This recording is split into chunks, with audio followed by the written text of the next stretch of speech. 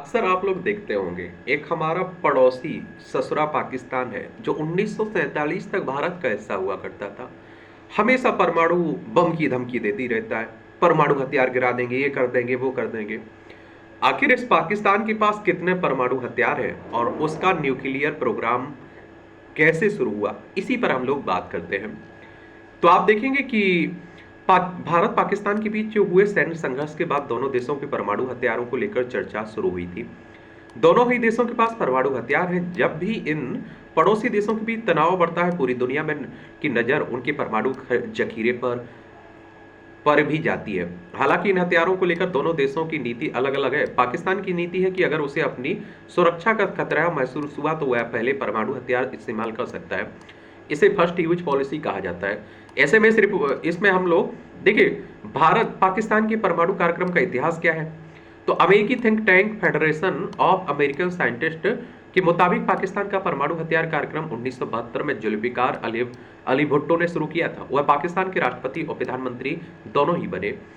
साल 1974 में भारत के पहले परमाणु परीक्षण के बाद तब के प्रधानमंत्री जुल्फिकार अली भुट्टो ने फौरन एक प्रेस कॉन्फ्रेंस में कहा कि अब भारतीय उपमहाद्वीप सुरक्षित नहीं रह गया और पाकिस्तान को भी परमाणु शक्ति बनना होगा।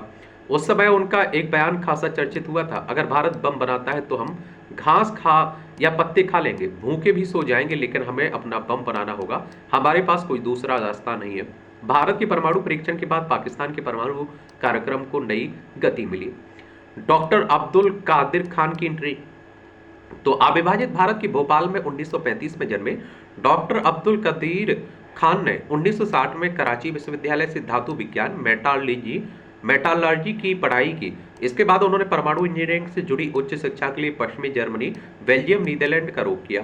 1972 में उन्हें एम्स्टर्डम स्थित फिजिकल डायनेमिक्स रिसर्च लेबोरेटरी में नौकरी मिली। यह कंपनी भले ही छोटी थी, लेकिन इसका करार एक बहुराष्ट्रीय कंपनी यूरेनको से था। बाद में यही काम डॉक्टर खान के लिए परमाणु तकनीक और खुफिया नेटवर्क की दुनिया में एक अहम मोड़ साबित हुआ। 1974 में जब भारत ने अपना पहला परमाणु परीक्षण किया तो उस समय doctor Khan physical dynamics research laboratory में ही काम कर रहे थे।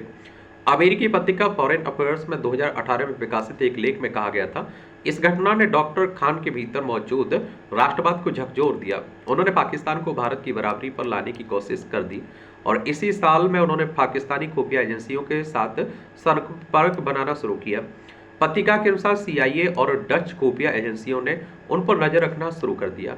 हालांकि उन्हें रोकने के बजाय यह तय किया गया कि उनकी जासूसी के जरिए पाकिस्तान के परमाणु प्रयासों और संभावित तस्करी से नेटवर्क का पता लगाया जाए। और पत्रिका के मुताबिक यह स्पष्ट नहीं है कि डॉक्टर खान की जो जासूसी की जा रही थी उसके बारे में उन्हें पता था या नहीं, लेकिन दिसंबर 1975 में वो अचानक अपने परिवार के साथ हॉलैंड छोड़कर पाकिस्तान लौट आए। पाकिस्तान पहुंचने के बाद डॉक्टर खान ने जर्मनी डिजाइन के आधार पर सेंट्रीफ्यूज का एक प्रोटोटाइप तैयार किया। पुर्जों की व्यवस्था के लिए उन्होंने कई यूरोपीय कंपनियों से संपर्क किया। इस दौरान उन्होंने बार बार यह दावा किया कि उनके काम के पीछे कोई सैन्य उद्देश्य नहीं है। 1998 में परमाणु परीक्षण। तो फेडरेशन ऑफ अमेरिकी साइंटिस्ट के मुताबिक 1985 में पाकिस्तान ने हथियार योग्य यूरेनियम के उत्पादन की सीमा पार कर ली थी। 28 मई 1998 को पाकिस्तान ने आधिकारिक रूप से घोषणा की कि उसने 5 सफल परमाणु परीक्षण किए हैं।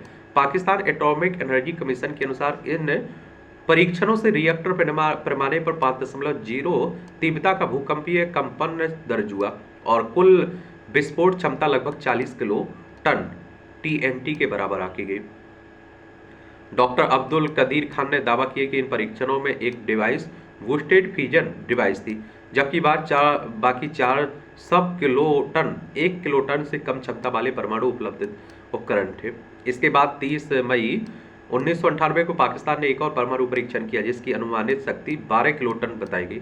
ये सभी परीक्षण बलूचिस्तान क्षेत्र में किए गए, जिसमें पाकिस्तान के कुल घोषित परमाणु परीक्षणों की संख्या 6 हो गई। विवादों में रहे डॉक्टर खान। पाकिस्तान अब आधिकारिक रूप से एक परमाणु शक्ति बन चुका था, लेकिन साल 2004 में डॉक्टर अब्दुल कदीर खान वैश्विक परमाणु प्रसार से जुड़े एक बड़े विवाद के केंद्र में आ गए। उन पर परमाणु सामग्री और तकनीक को अन्य देशों में फैलाने प्रसार का आरोप लगा। इस मामले में पाकिस्तान के तत्कालीन सैन्य प्रमुख और राष्ट्रपति परवेज मुशर्रफ ने भी डॉक्टर खान पर उंगली उठाई थी।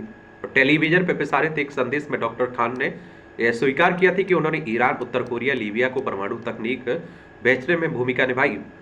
और हालांकि बाद में उन्होंने इस बयान से मुकरते हुए कहा कि उन्होंने यह दबाव में माना था। साल 2008 में ब्रिटिश अखबार द गार्डियन को दिए इंटरव्यू में डॉक्टर खान ने दावा किया कि उन पर राष्ट्रपति परवेज मुशर्रफ का दबाव था और इसी वजह से उन्होंने परमाणु तकनीक बेचने की बात स्वीकारी। इसके साथ ही उन्होंने परमाणु विस्तार के मामले में इंटरनेशनल एटॉमिक एनर्जी एजेंसी को जांच में सहयोग देने से भी इनकार कर दिया था। अब बात आती है कितने परमाणु हथियार हैं। तो देखिए, भारत के पास अब पाकिस्तान से ज्यादा परमाणु हथियार है। चीन के पास 476, भारत के पास 172 और पाकिस्तान के पास 170 है। फिलहाल अगर पाकिस्तान के मौजूदा परमाणु हथियारों की बात की जाए तो इसकी कोई आधिकारिक संख्या उपलब्ध नहीं है। हालांकि Stockholm International Peace Research Institute SIPRI और अमेरिकी फेडरेशन ऑफ साइंटिस्ट जैसे संगठन इनके अनुमानित आंकड़ों का आकलन करते हैं। सीपरी 2024 की रिपोर्ट के मुताबिक पाकिस्तान के पास 170 परमाणु हथियार हैं। वहीं विश्लेषकों का मानना है कि सवाल सिर्फ संख्या का नहीं बल्कि इन आंकड़ों की विश्वसनीयता रणनीतिक महत्व का भी है। परमाणु हथियारों के मामले में यह भी पूछा जाता है कि क्या सिर्फ संख्या से ही ऐसे किसी देश की ताकत का आकलन किया जा सकता है।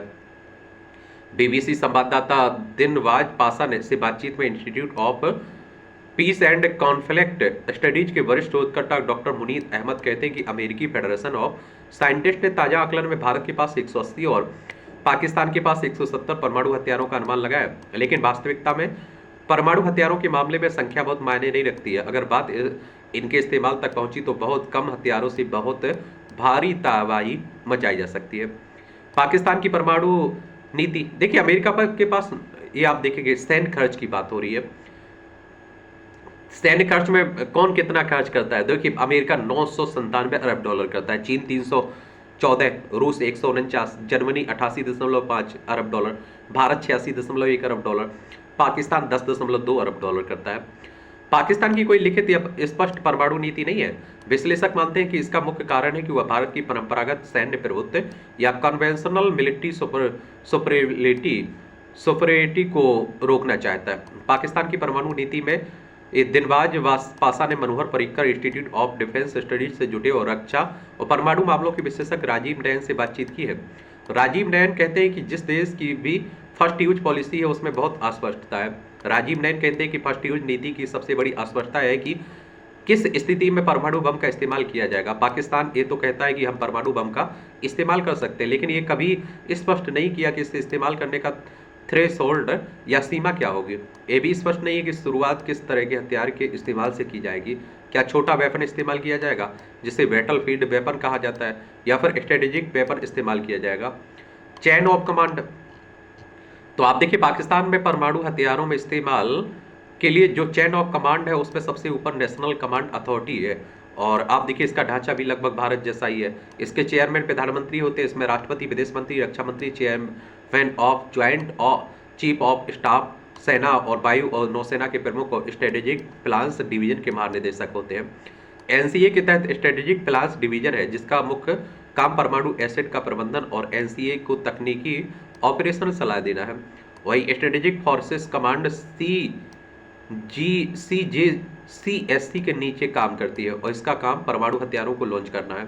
ये वॉरहेड ले जाने में सक्षम मिसाइलों जैसे शाहीन और नस्त ये मिसाइलों का प्रबंधन करती है, और एनसीए ने आदेश मिलने पर परमाणु हथियार दाग सकती है। भारत के साथ हालिया तनाव के दौरान भी पाकिस्तान के प्रधानमंत्री के नेशनल कमांड अथॉरिटी की बैठक बुलाने की रिपोर्ट आई थी। हालांकि भारत के साथ संघर्ष विराम की घोषणा के बाद कहा गया था कि पाकिस्तान ने ऐसी बैठकें नहीं बुलाई हैं। ये हाल है। बताइए आप लोग क्या सोचते हैं? अपनी राय आप लोग बता सकते हैं। धन्यवाद।